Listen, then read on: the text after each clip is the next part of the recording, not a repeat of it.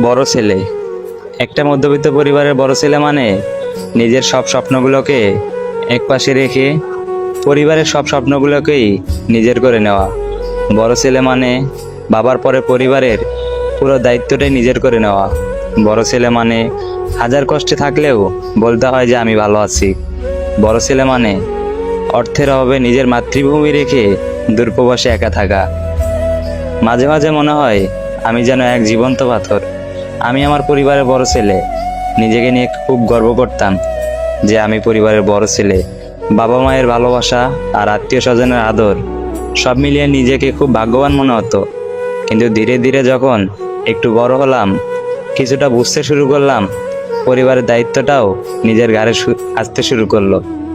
তখনও নিজেকে নিয়ে অনেক গর্ব করতাম। ভাবতাম আমি মনে হয় এবার বড় হয়েছি, পরিবারের দায়িত্বটা নিজে পেতে শুরু করছি।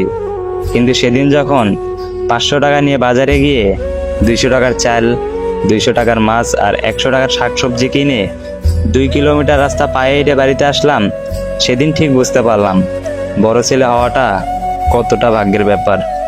ঈদের দিন যখন এক এক করে নিজের কাছ থেকে সবাই সালামি নিয়ে গেল, কিন্তু নিজে কারো কাছ থেকে পেলাম না, সেদিন ঠিক বুঝতে পারলাম বড় ছেলে মানে কি।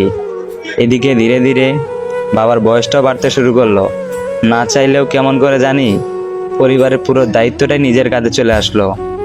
এখন আর চাইলেও পকেট ভর্তি টাকা না, তবে না চাইলেও মাথা ভর্তি টেনশন নিয়ে ঘুরতে হয়, কারণ আমি বড় ছেলে।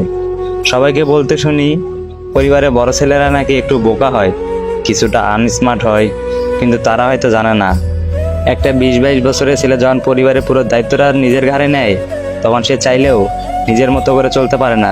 তখন সে চাইলেও বন্ধুদের সাথে বসে একসাথে আড্ডা দিতে পারে না। তখন সে চাইলেও 2টা টাকা অপচয় নষ্ট করতে পারে না। একটা মধ্যবিত্ত পরিবারে জন্ম নিয়ে এই সমাজে টিকে থাকা কতটা যে কষ্টকর, সেটা কাউকে বোঝানো যায় না। তাদের স্বাদ আছে, সাধ্য নাই। তাদের মন আছে, মনের মানুষ নাই। আমি পরিবারের বড় ছেলে, তাই কখনো কারোর সাথে রাগ দেখাতে পারি না। আমি পরিবারের বড় ছেলে, তাই কখনো নিজের কষ্টগুলো কারো কাছে বলতে পারি না। আমি পরিবারের বড় ছেলে, তাই আমি কোনো ভুল করতে পারি না। এত কিছুর পরে না, যখন পরিবারের সবার মুখে হাসি দেখতে পাই, তখন সত্যিই নিজেকে নিয়ে অনেক গর্ব হয়। বড় ছেলেরা হচ্ছে সুপার হিরো। তারা নিজের জন্য লড়াই করে না, তারা সারাটা জীবন পরিবারের জন্য লড়াই করে কাটিয়ে দেয়। কিন্তু যখন পরিবারের মুখে হাসি দেখে, তখন আর নিজের ওই কষ্টটা মনে রাখে না। সত্যি বড় ছেলেরা মহান। পৃথিবীর প্রত্যেকটি বড় ছেলেকে সম্মান জানিয়ে আজকের ভিডিওটা এখানেই শেষ করলাম। ভালো থাকবেন, নিজের খেয়াল রাখবেন। খোদা হাফেজ।